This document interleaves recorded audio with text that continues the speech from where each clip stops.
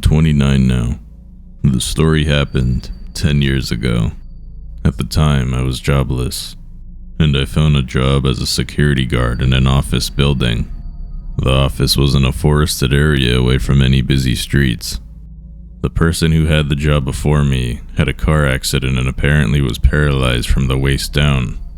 Nobody was interested in the job since he worked during the night, and the office building was just so big, it was boring as hell. But hey, a job is a job. Once I started, a supervisor worked with me for the first week to show me what to do, etc. This was my first night working by myself. I came to work and took the shift over from my colleague at 9 p.m. He told me there was still some people left in the building. Before I went up to the 15th floor, I locked the entrance door. I locked it in a way where you can only exit from the inside. That way, no outsiders could come in. After I did this, I went up to the 15th floor where those people still worked to ask them if they needed to go anywhere else in the building. If not, I could make my round and close off all the other floors, which I did. So I made my rounds. I found nothing particular, so I went back to my front desk. This was around 11:30 p.m., and the last people who were working on the 15th floor were just leaving, and the guy told me he was the last one to leave and wished me a good night. Once the last person left, I went up to the 15th floor. I checked all the offices and locked it down. I went down to my front desk again.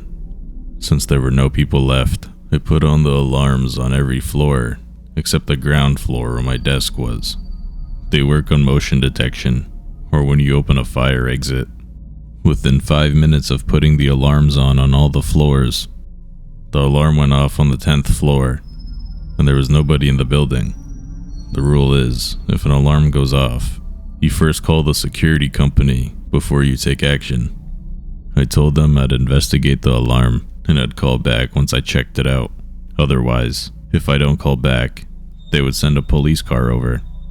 I checked the whole 10th floor. I found nothing. I went back to call the security company. I told them it was a false alarm. I kid you not, the alarm on the 10th floor went off 7 times within an hour. Every time I checked the floor, I couldn't find anything out of order. Since this was my first day working alone, and the alarm went off so many times, the security company thought I was screwing up and wanted to file a complaint to my boss, which would mean I would lose my job I just had for a week. The following was the dumbest thing I could ever do. The alarm went off again. Since I didn't want to call the security company again and cry wolf, I went up to the 10th floor without informing the security company.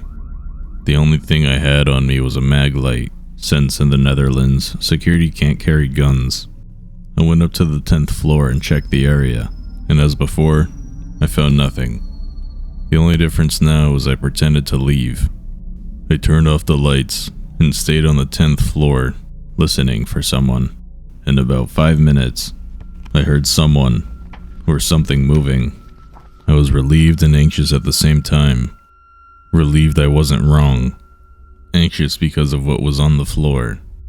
I turned on the lights and tried to sound as manly as possible, saying something along the lines of, "I know there is someone here. Show yourself."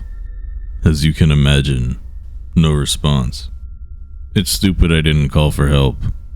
But stupid me went looking for whatever it was that I heard. I walked into the office I heard the sound from.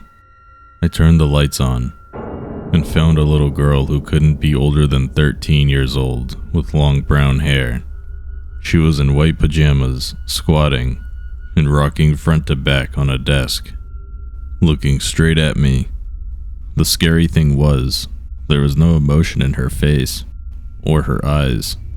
After shitting bricks, I collected my nerves and took the girl by the hand. Like, what could a small girl do to a 6'8" tall guy? I took her down to the front desk, offered her a soda, but she didn't respond whatsoever. The only thing I could do was call my supervisor. I told him what I had encountered. My supervisor said, "Stay there, I'll be right over." I hung up the phone until my supervisor came. I just had this underbelly feeling with this girl, that there was something really wrong with her. Before my supervisor turned up, he called me and told me to call an asylum which was pretty close to the office building I worked at, just to check if someone was missing. Why would there be a 13-year-old girl in an office building with no houses nearby whatsoever? So that's what I did. I called the asylum, asking them if there was someone missing from the asylum, and I got the scariest response you can get. They told me, yes, as a matter of fact, someone is missing. I gave them a description of the girl sitting next to me, and it was in fact the girl who was missing from the asylum. They told me she was really dangerous, and that I should watch my back at all cost. They immediately sent people over to take the little girl with them. A week later, my supervisor told me the story of the girl I found, since he talked with the people from the asylum. It turns out, the girl killed her mom, her dad, and her little brother while they were asleep. Even in the asylum, she wounded staff members, either by stabbing them with a pencil, or in another case, biting a piece of ear off. To this day, we still have no clue how she got inside.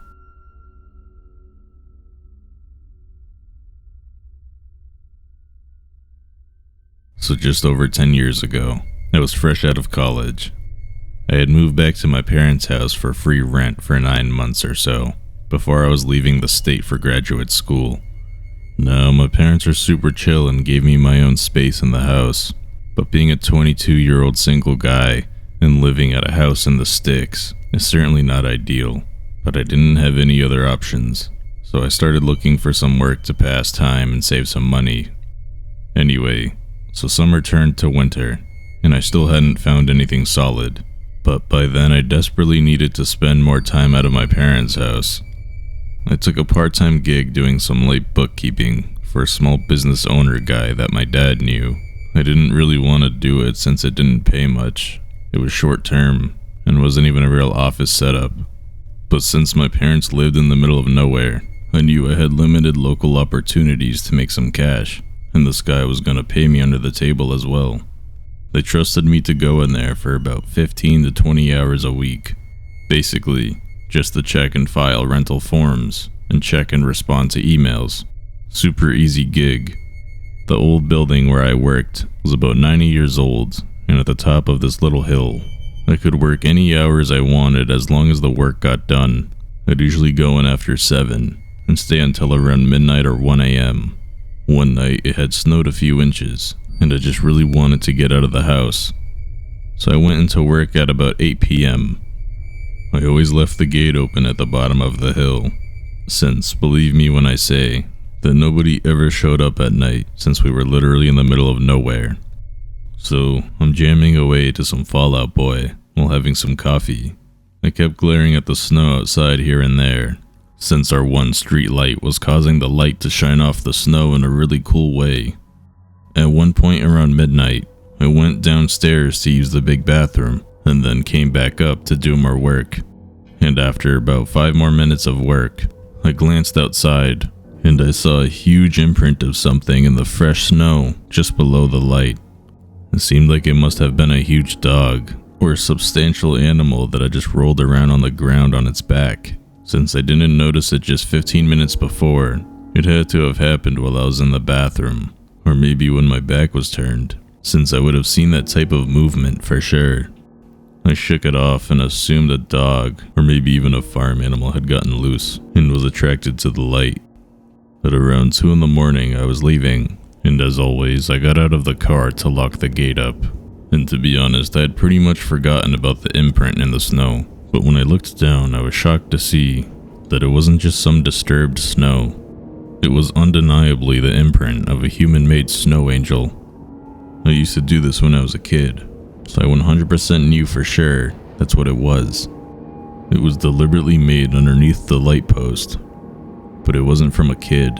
It was from a very large person, or at the very least, a normal-sized adult, wearing tons of layers of big winter clothing. I looked up and saw what I already knew, that whoever made the snow angel could easily look up and have seen me through that window, so they must have waited for me to head downstairs to make this angel. Now, I definitely would have seen or heard if someone drove up to our building, even if I was in the bathroom. So I knew someone had to have walked deep into the freezing cold and snow for a few miles, stopped in front of our building, and then made a snow angel in the small amount of time I wasn't sitting in front of my desk window. I glanced around for tracks in the snow and saw that there was one set that led to the nearby woods to the right of the building, so it was clear the person didn't use the road, but instead came from the opposite side, which made me instantly uneasy, since that side was just trees and darkness for miles and miles. I was definitely a little freaked out once I realized someone had just been this close to me secretly in the middle of the woods. I looked around, but I didn't see anything out of place at all, and now I just wanted to get the hell out of here. When I got back to my car, I realized that my boss would be here in like 4 hours and might see the snow angel and assume I did it, since he probably assumed I kept the gate closed when I was there. It wouldn't have been that big of a deal at all, but at the time I was young, insecure, and cared a lot about what others thought, so I felt like I might be made fun of by him if nothing else. So I opened the gate back up real quick and kicked the snow around to hide the angel. I locked the gate up again and went back to my car. I wasn't fully terrified at this point, even though it was certainly unsettling. I just thought it was really weird and could have been an illegal hunter. Either way, the imprint was made 2 hours earlier, and I assumed they were gone, but that's when I heard it. When I was getting into my SUV, there was the loudest, high-pitched laughing coming from the woods. It almost sounded like a fake laugh, like the witch from Wizard of Oz or something. Like someone was doing it fake on purpose to show that they weren't scared of me, or if I'd react at all once I knew they were laughing at me on our property.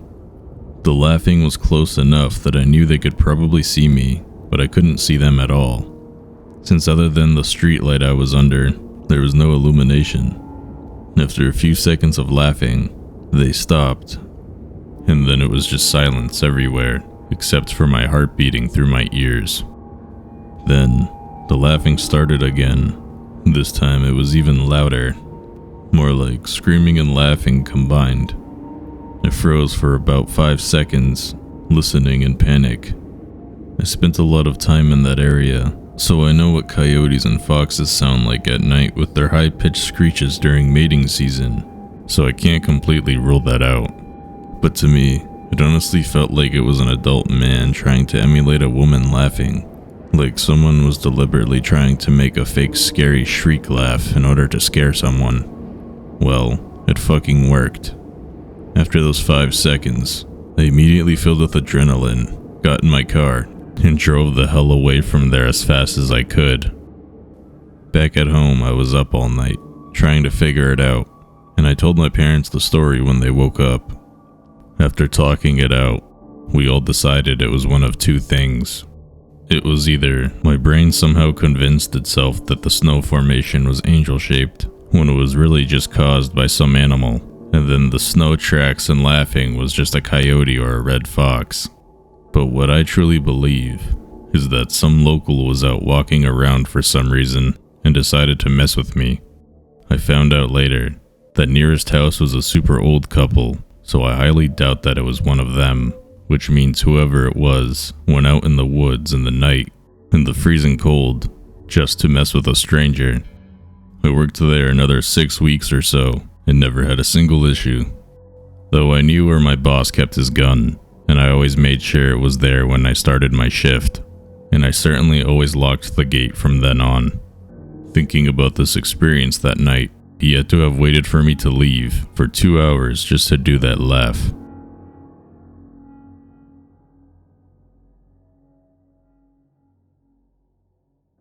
I don't do nights anymore, but for years I did nights in residential care facilities.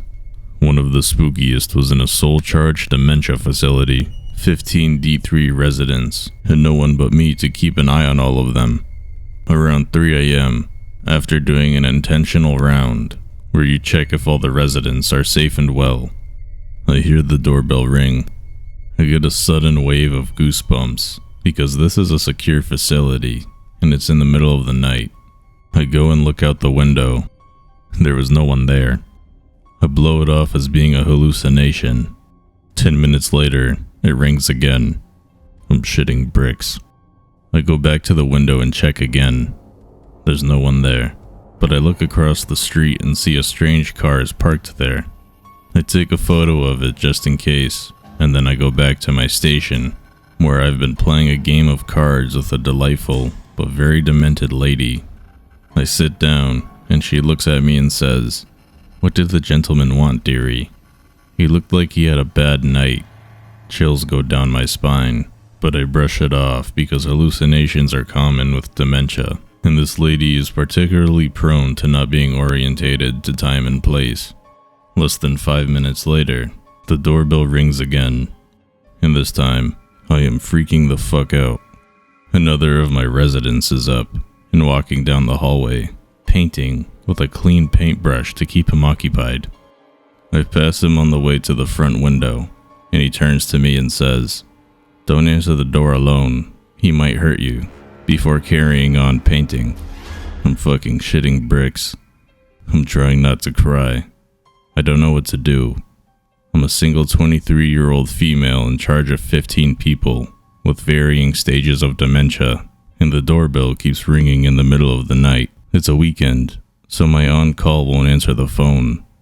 I look out the window and see the same car as before, and as I'm looking around, I see a shadow move in front of the door, and a person walks around the corner, then looks straight in the window next to me. We make eye contact, and I scream. My residents start freaking out, and I'm freaking out. The guy just bolts away. They call the police. They turn up. It's chaos because I have 15 residents who all have been woken up by the commotion, and I now have 2 police officers in their space.